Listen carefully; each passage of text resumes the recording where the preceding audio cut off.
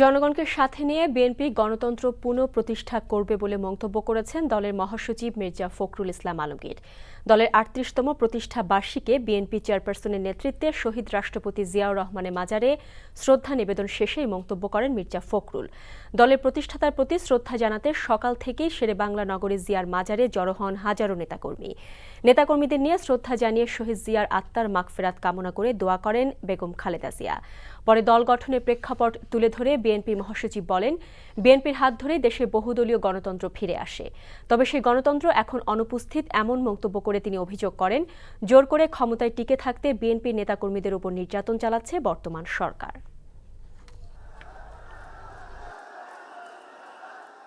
দেশ এখন একটা গণতন্ত্রবিহীন অবস্থার মধ্যে দিয়ে চলছে। স্বৈরাচারী শাসকেরা তারা একদিকে জনগণের অধিকারকে হরণ করেছে, অন্যদিকে নির্যাতনের স্টিম রোলার চালিয়ে বিএনপিকে নির্মূল করে দিতে চায়। কিন্তু বিএনপি জনগণের সমর্থিত রাজনৈতিক দল, সেই কারণে বিএনপি কখনোই পরাজিত হবে না। জনগণের সক্রিয় সহযোগিতায় বিএনপি অবশ্যই গণতন্ত্র পুনরুদ্ধার করতে সক্ষম হবে।